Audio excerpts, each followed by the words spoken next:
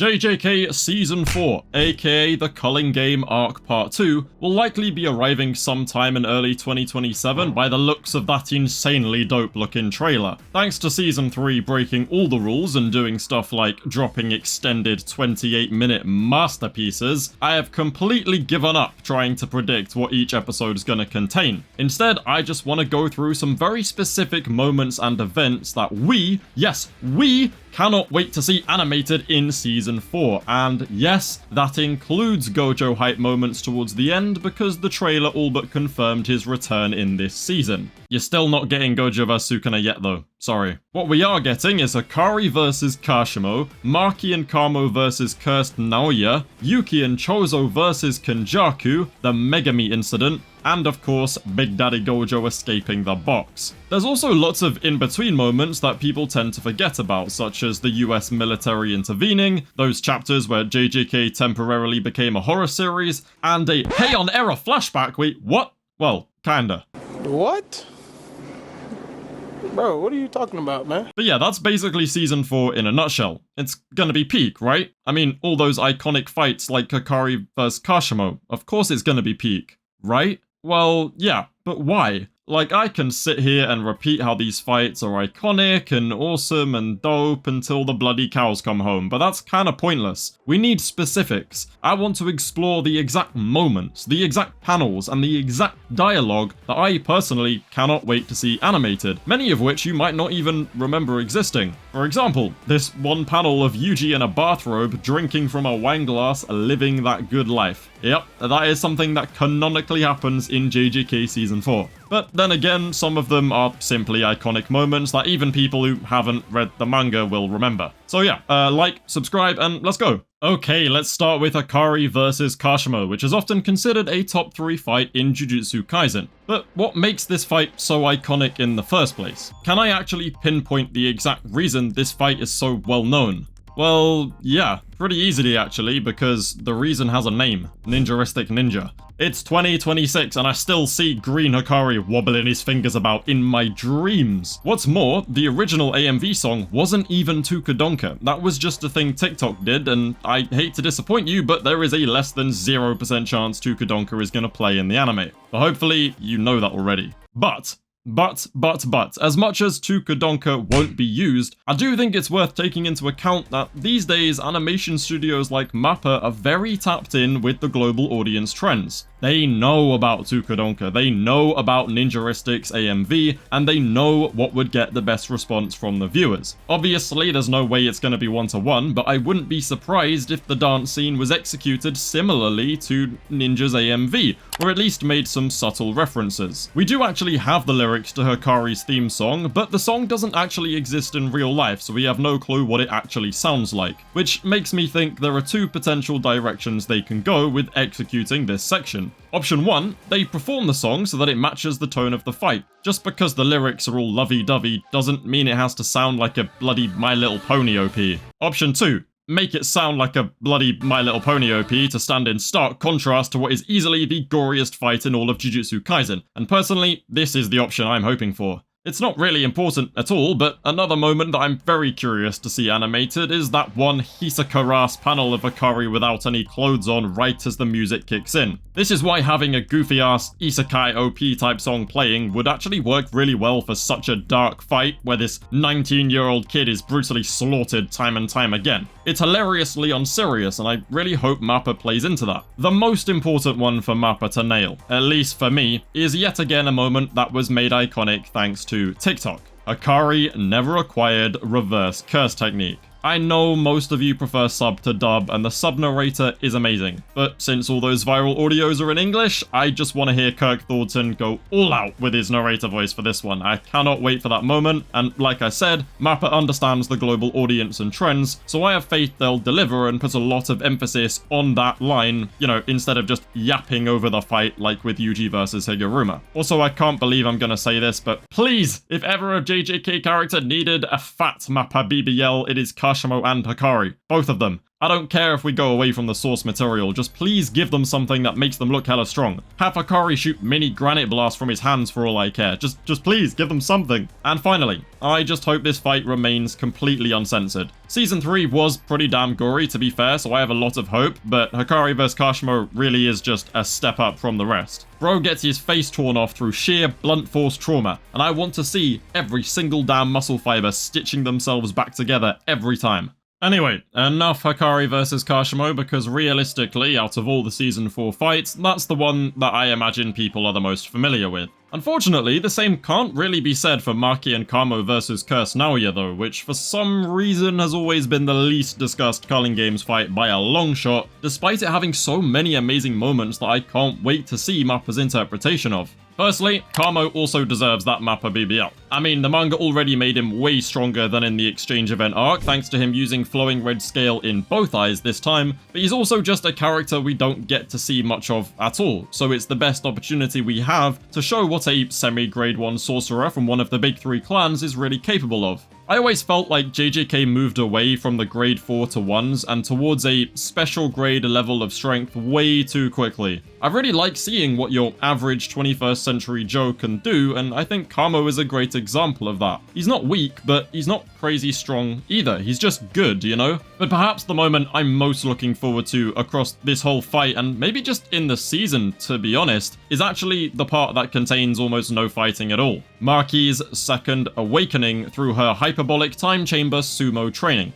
Did I use that right? I don't know, I've never seen Dragon Ball. Whenever people discuss Gege's artwork and paneling, I feel like I always see the same pages get used. Yuji tanking dismantles, Gojo and Sukuna clashing domains, Megumi's domain, that damn cursed black hole, and so on. It's never this. Look at this. What amazing double spread. And that's not all. This whole sequence is peak, from Maki and Mio literally just duking it out time and time again, to the moment Maki finally achieves freedom. Given Mappa's track record for elevating Jujutsu Kaisen source material, I think this whole scene is going to be one to watch out for. I'm sure there are plenty of people who love it already, but it's nowhere near as talked about as it should be. Plus, I can only imagine what kind of music they're going to cook up for this. Shit bro, just play Gojo's Honored One theme, honestly, like, this moment really is that good. Naoya's domain should be pretty interesting too, but the final event I want to draw attention to before moving on is the one most people do remember from this fight. The final page of chapter 198.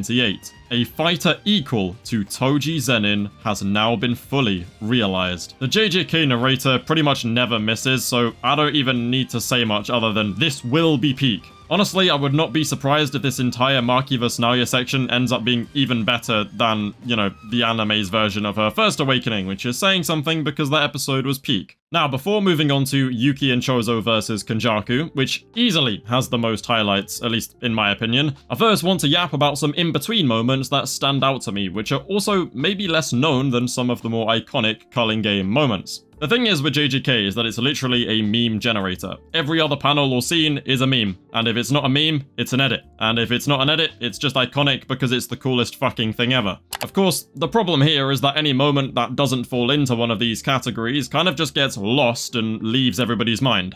Bathrobe Yuji. Perhaps the absolute best example of this. All your friends are fighting for their lives. Your mum is plotting to turn Japan into a living hell. Your saving grace is trapped in a box, and there's a demon inside you that really wants to get his hands on your best mate. So tell me, Yuji, what the fuck are you doing? I don't know what's wrong with this dude that he can endure that much trauma in such short a time and still get the most out of life, but I love him for it. Bro's not even old enough to drink, so he's just sipping Ribena out of a wine glass for no other reason than because he can. 1000% a moment I'm most looking forward to, if only just to see people's reactions, because it's one of those moments that I'm sure, you know, is gonna become a thing, right? It's gonna become a gif, it's gonna become a meme once it's animated, for sure. Oh, and I guess that also means I've got to watch the fandom throw a tantrum all over again when the whole, you know, Fallen One thing comes around, because that's in the same chapter, and like, look, I get it, but personally, I never thought this was anything more than just another cool title they had for Sukuna back in the day. I really don't think there's any need to overthink it. Right then, let's talk about Yuki and Choso versus Kenjaku, which, like I said, easily the most highlights, at least for me, definitely. First up, Choso's bro moment. I'm not really sure what else to call it, but you know what I mean. Obviously, this first part of the fight itself, as a whole, is completely peak and kind of underrated because of Yuki low-key stealing the show later on. But I love the fact that Choso was sent out first, knowing full well it was impossible for him to beat Kenjaku. Instead, he set a much simpler goal of just forcing Kenjaku to expose his spare curse technique, something he managed to achieve thanks to his brothers giving him strength in a really moving and well-drawn scene that I'm hoping will have me sobbing when I'm watching it. Mappa's interpretation of this moment is something I'm really excited for because I think it's times like this that their elevation of the manga really shines. Adding music, some unique direction, and even anime-only visuals are all things I know Mappa will deliver for this moment specifically because of how important it is as setup for later events between him and Yuji. If you know, you know.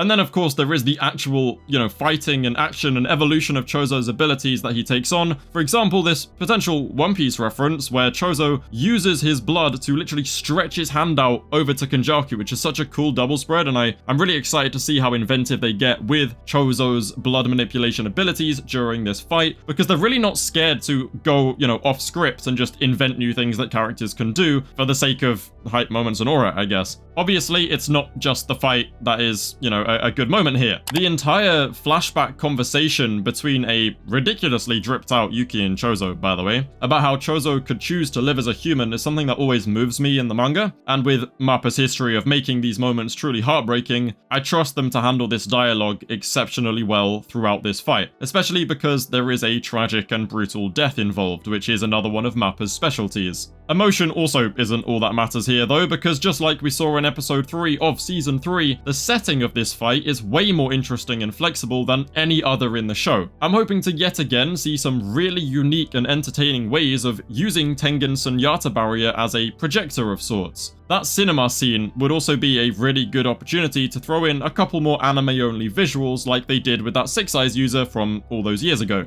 When it's not being used to show something though, it'll pretty much just be a plain white canvas in the background, which I'm hoping will allow the animators to put much more time and effort into the actual fight animation itself. I imagine this fight is where we'll probably see the most impressive hand-to-hand sequences in season 4, and probably some of the best in JJK because of Yuki's close combat fighting style, and because of how skilled Kenjaku is often shown to be at hand-to-hand combat. Take Choso versus Kenjaku round 1, for example. In the manga, it's cool, sure, but the anime is a different beast entirely. Much like Hakari versus Kashimo, this fight is also brutal, with Yuki one-shotting Ganesha, and with her absolutely demolishing Kenjaku's arms and face in one punch. My favourite moment in this fight by far though is of course the heal yourself incident. She took Kenjaku's domain head-on and then got straight back to throwing hands without even bothering to unpretzel her arms first. And she does all that with like a fat All Might smile on her face. It's amazing. Honestly, I don't blame Kenjaku for being baffled. I would too. And again, please keep the gore. I want to see Pretzel Yuki versus Kenjaku in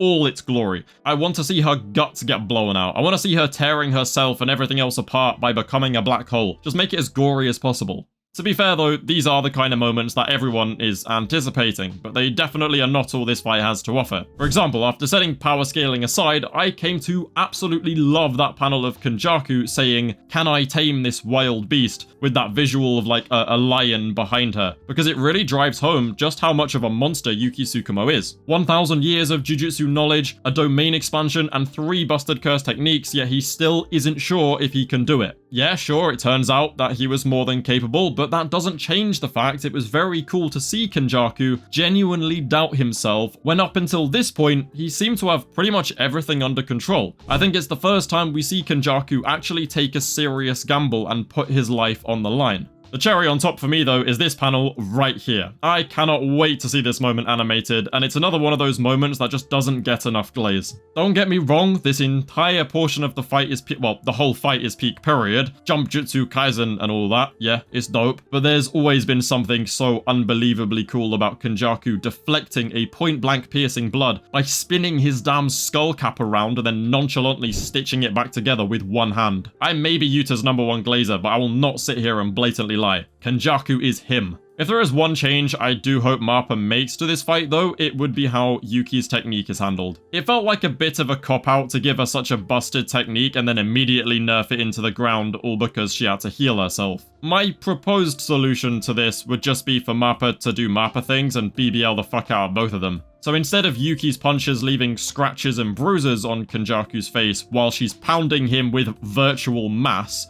just have her do actual crazy damage to him. Kenjaku can then just keep healing his limbs and such back to demonstrate what 1000 plus years of practice would do to one's cursed energy efficiency. It's a win-win for both of them if they do it this way, and I feel like it will have more impact and feel like less of a cheap solution to such a busted technique. Anyway, Season 4 is gonna have some absolutely wild stuff. Probably the wildest stuff we've seen yet in the series. But this fight has always been an all-round Jujutsu Kaisen highlight for me, so I can't wait to see what Mappa cooks up. It's definitely the one I'm most looking forward to. Okay, let's quickly zoom through some more dope in-between moments that often go overlooked before getting into the Megumi Incident. Another highlight of mine, the horror pages. See, Gege originally wanted JJK to be a horror manga, so seeing him get to lean into this side of his drawing ability while depicting scenes of normal humans being hunted by cursed spirits was real damn cool. Because of how sorcerer-focused JJK is, any cursed spirit that isn't a special grade kinda just looks like a complete joke, but these chapters show just how terrifying the threat of cursed spirits actually is to a regular old human being. This page is pretty well known, and it's definitely one most people are looking forward to, but that's actually not my favourite one. My favourite is this freaky-ass fishing cursed spirit using a human being as bait on a hook to lure in smaller cursed spirits, which they then tear apart. I can't really explain it, I don't know, it's just real messed up, and it's great, I love it. It's also incredibly freaky to see Kid Angel being saved from a cursed spirit that was posing as her mother. I don't know. I don't even know what all that's about. It was just freaky as hell. Seeing a teen Gojo and Kid Megumi out on a little training exercise, though, was very wholesome. I don't really care for Hana's motivation by being saved by Megumi and kind of falling in love, and I'm not really too bothered by all that. But it was really cool just to see, you know, young Gojo and young Megumi again. I do wish we got to see more of that in JJK as a whole. Oh, and yeah, this panel of the US soldier mistaking Angel for literal Jesus is just hilarious and also completely unneeded. I don't know, Gege, you're a funny guy. Yeah. Right then, time for the Megumi stuff. Well, I say Megumi, it's not really Megumi, it's Sukuna, but whatever. Firstly, the Yorozu plot twist is disgustingly underrated because of how the other plot twist that happens in the same damn chapter completely overshadows it. I mean, Megumi's entire motivation for settling this culling game situation as fast as possible was to save his sister from the clutches of the game, something that they think they finally achieved, but oh, wait. No, because that is not Sumiki, and that hasn't been Sumiki for a very long time. It was right under the reader's and Megumi's nose the entire time, but all of us still just assumed she was an awakened type of sorcerer instead of a vessel, despite her literally being shown on screen when Kenjaku was explaining the vessel part of his plan. From the second she woke up, she was the Heian era sorcerer known as Yorozu and not Sumiki at all, which I feel like was a really well executed plot twist that had a great reaction from Megumi. Honestly though, I doubt the anime is going to change how much this twist tends to be cast aside because Sukuna is likely to use the Enchain Binding vow in the very same episode, and obviously that's way more shocking and interesting. I mean, that vow was set up since the beginning of the damn series, and I reckon most anime-onlys have forgotten about it by now, so it's really gonna hit them as like a crazy shock. I can't wait to see it. And what I feel like a lot of people forget when talking about anime-onlys is that, yeah sure, Jujutsu Kaisen spoilers are unavoidable. Lots of people, you know, my anime-only friends included, are aware of the fact that Sukuna takes over Megumi. But just because they know it happens doesn't mean they know when or how. They haven't read the chapter, right? They just know that it happens. So it can still come as a shock, even if you've been spoiled. The adaptation of those Megana reveal panels better be absolutely glorious too. Like, I can't wait to see Mappa's take on it. We have not yet seen Megana in Mappa style. And to be honest, this collection of chapters also has one of my absolute favourite Yuji moments in the entire series. I love this page. I love the way it makes Yuji look so small and insignificant after being cast aside by Sukuna, and I love the way you can see the realization of what's just happened dawn on him. Does he give up and move aside willingly though? No. He runs headfirst into the battle against Sukuna and shatters a whole ass building in the process. This is where we finally see Yuji being able to take out all of his bottled up rage and frustration out on Sukuna for the very first time face to face. Yuji tanking those dismantles completely unfazed is hands down one of the best double spreads Gege has ever drawn, and I already know this entire sequence of events is just gonna go crazy in Mappa's hands. The part of this section that I'm hoping gets that BBL and fight extension treatment though is definitely when Maki pulls up and the two of them jump a 10% output Megana together. God, that double spread of them running down the street conveys a sense of speed so well, and I love how at this point Yuji is the one lagging behind, but his drive and hatred for Sukuna is like pushing him forwards and making him catch up with these two absolute demons. And it clearly goes without saying that, you know, that one Maki panel is just iconic. I have no doubt Mappa knows full well that they need to adapt that one-to-one. To be clear, Sukuna is not scared of Maki here, and his face is not meant to be one of concern. That expression isn't meant to be one of fear, it's one of almost, confusion, I guess. It's like he knew someone dangerous was there, but he was surprised that he hadn't noticed until she had already snuck up on him. The face he's pulling is basically Sukuna's initial raw reaction to witnessing a fully realized heavenly restriction for the first time, which is where his intense interest in Maki is born. Right before Maki pulls up though, there actually is another, well, I was gonna say great moment, but I don't really think that's the right word. Another highly controversial moment involving Angel. Once again, I'm gonna wish for full uncensored gore in this scene because it's not every day you see Sukuna in such a sorry state. I'm also confident Mappa are gonna do some absolutely majestic shit when we see full output Jacob's Ladder for the first time. It's the kind of thing I imagine having its own theme song like Malevolent Shrine. The elephant in the room though is obviously Sukuna's porn level acting when convincing Hana to lower her guard. I have such a strong love-hate relationship with this scene because it's so unbelievably terrible and unconvincing that it's funny. So peak fiction, I guess. I am very curious to see if they tweak the dialogue though, because everything is fine now, just sucks. It just sucks. I'm sorry, it's terrible. Also can't wait for Sukuna to temporarily turn into that one ugly-ass dwarf titan when he chomps down on Hana's arm, because, yeah,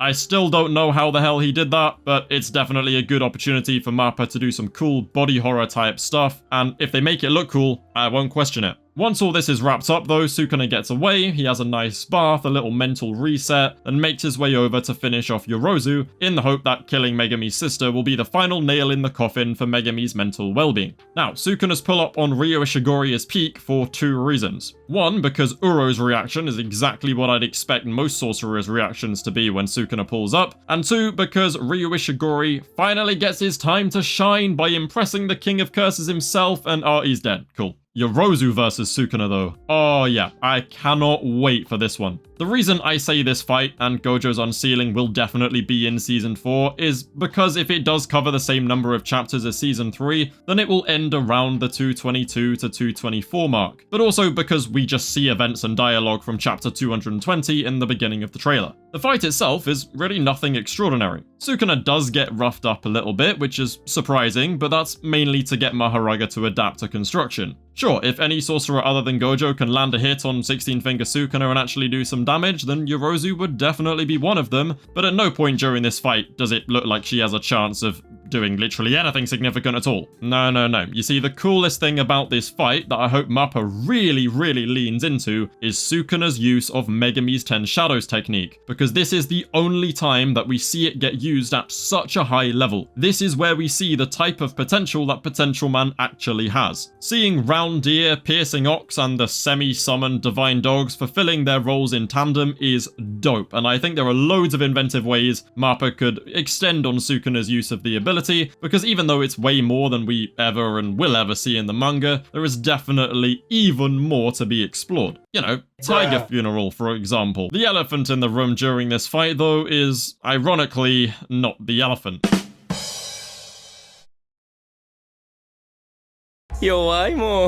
It's the only, I repeat, the only Heian era flashback in all of Jujutsu Kaisen. Other than a completely naked Yorozu, do we actually see anything even remotely interesting? No, not really. But still, seeing true form Sukuna lounging around with Arame at his side in the Heian era is gonna be really cool to see. And if we are super mega lucky, Mappa might even take it upon themselves to extend this moment and give us visual depictions of the narrator's commentary by showing us Yorozu or Sukuna's battles against the mysterious Five Void Generals. Literally, I would take a still frame at this point. Anything. Enough about Sukuna though, it's Gojo time. Okay, admittedly this video is taking way longer than I originally intended, and since this is Gojo we're talking about, I imagine most people are well aware of these moments already, so I'm gonna try and keep it brief. Gojo pulling straight up on Kenjaku from the depths of the ocean, the absolute nanosecond he got out of the box, is peak. No other way to put it. What I'm really hoping for though is a slight extension in Gojo and Sukuna's mini-clash, similar to the sequence in the beginning of Season 1 Episode 2. But to tell you the absolute truth, all I care about when it comes to Gojo's unsealing is this. The initial translation for the panel where Gojo absolutely decimates Arame in one punch is, "Who the fuck are you?" The current translation is, "Who are you?" I don't care what the technically correct translation is. "Who the fuck are you?" is objectively awesomer, so I'm praying that's what gets said. And then of course we have what is what is definitely the most iconic panel in the entire series. Nah, I'd win. I'm rarely a one-to-one truther, but dear god, this shit better be one-to-one. Don't change the angle, don't change the line. If he says no, like John Weary's translation, I'm gonna throw myself into a black hole. Just do it exactly as is. You know the I am you moment where they literally just color in the manga panel exactly as it's drawn? Yeah, just do that. Enough said. Now after doing the math and rereading some stuff, I've also arrived at the conclusion that Season 4 will likely come to a close at the end of Chapter 222, which would be beyond perfect. It's right after the training time skip when Gojo is about to walk out to face Sukuna. It's the moment where Yuji asks Gojo to drop his infinity so that he can pat him on the back and cheer him on, which then causes everyone else to cheer Gojo out of the room, marking the beginning of, the best fight in modern shonen. It's such a heartfelt moment which is integral to Yuji and Gojo's characters alike, and I really do believe it's the perfect place to end Season 4. I've already yapped on for long enough though, so I'm gonna abruptly end the video there. Like, subscribe, read Jujutsu Kaisen Subtraction, thanks for watching, and I'll see you in a bit.